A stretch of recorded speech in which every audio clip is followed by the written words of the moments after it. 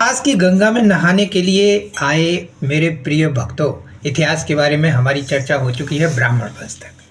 भारत के यवन राज की चर्चा आज के वीडियो में कर लेते हैं। बड़े सॉलिड टॉपिक से पॉइंट बोलते चलेंगे और सीखते चलेंगे। देखिए, भारत में यवन राज की शुरुआत हिंद यूनानी से हुई, फिर शक आए, फिर पहलव आए, फिर कुषाण आए। हिंद यूनानी की बात करें तो ये हमारे विक्टोरिया राज से जीतने वाले आए थे।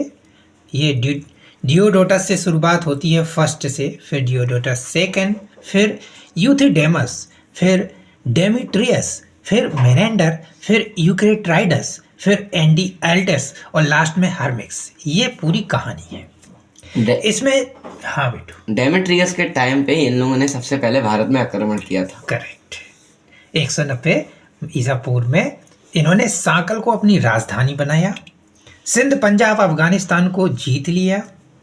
इनके बाद दूसरा एक फेमस व्यक्ति आया, मेनेंडर, 165 से 135 ईसा पूर्व। बंदा बड़ा स्पेशल था। नागसेन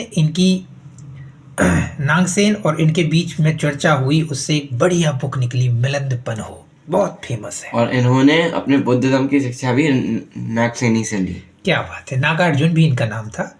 इन्होंने बहुत ही गंधार कला की एक आर्ट का विकसित रूप प्रस्तुत किया, हेलेनिस्टिक आर्ट बोलते हैं जिसे। सिक्कों की सबसे बड़ी विशेषता है कि इनके सिक्के बताते थे कि ये किस राजा के सिक्के हैं। इसके बाद ये हिंद यूनानी जो शासक थे उसमें सेल्यूकस शुरुआत में था, अंत्योकस सेकंड, अंत्योकस थर्ड। इसके बाद प्रांत कई भागों में बट गया। एक और फेमस शाखा थी शक। हिंद यूनानी के बाद शक की 5 शाखाएं थी, अफगानिस्तान, पंजाब, मथुरा और पश्चिमी भारत तक फैली हुई थी। मध्य एशिया से आए थे ये बंदे। कौन? शक। ये चारावाय की खोज में आए थे। ऊपरी दक्कन में भी इनका क्षेत्र है। दक्षिण वाले लास्ट तक बने रहे भाई, लास्ट तक जमे रहे। गुजरात की जो शाखा थी इनकी, उसने सबसे ज़्यादा सिक्के निकाले क्योंकि वहाँ व्यापार बहुत होता था।